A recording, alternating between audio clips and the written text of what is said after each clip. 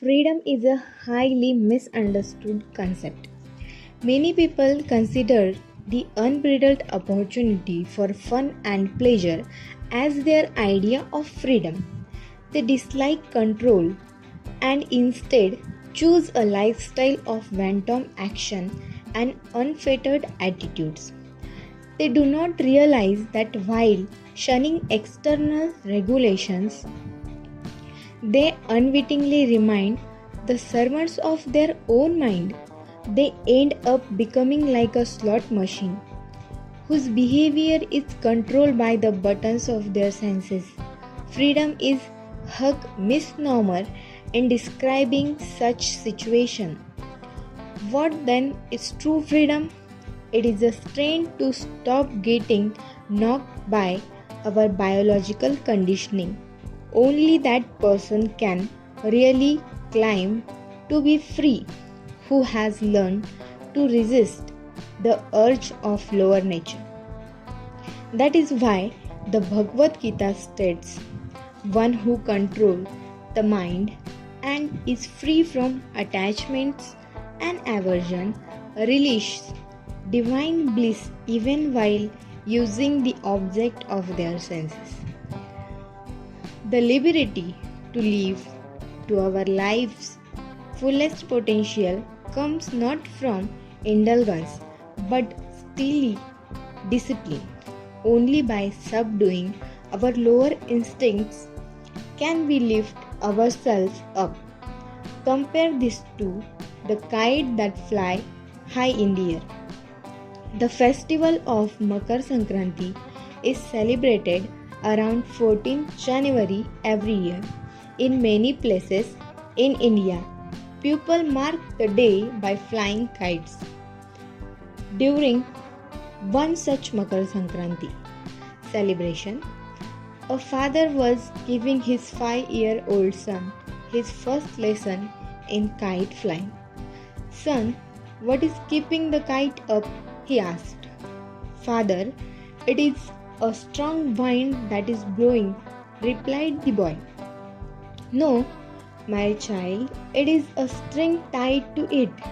But father, the string is pulling it down. Okay, said the father. Release the string and see what happens.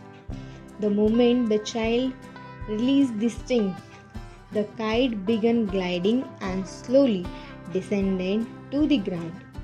See, said the father, it seemed paradoxical, but the kite was flying high because string pulling it was taut. Like the taut string allowing the kite to fly high, discipline enables us to do what we want in life because it liberates us from the slavery of our mind.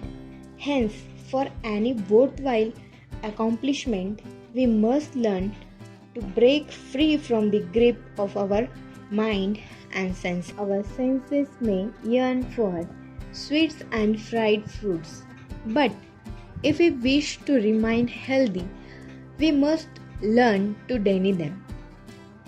The body may complain when we exercise, but we must bear to discomfort if we wish to keep ill healthy and bad.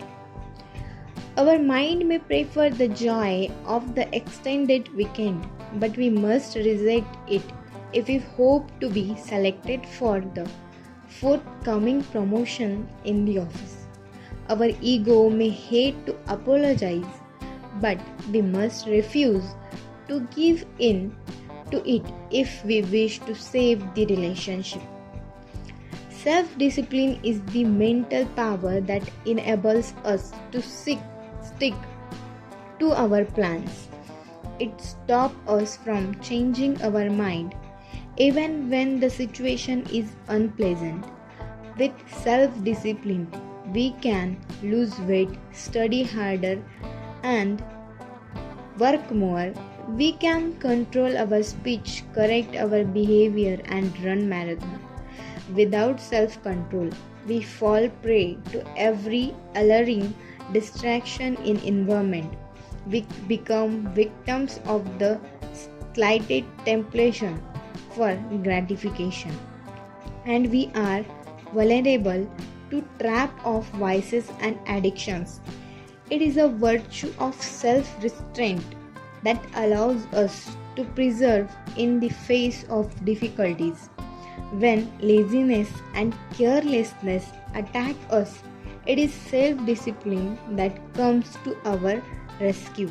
It empowers us to break old habits and establish new ones.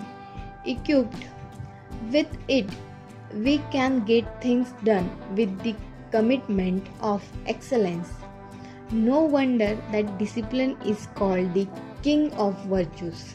Thank you for watching this video. Please like, share and subscribe to my channel.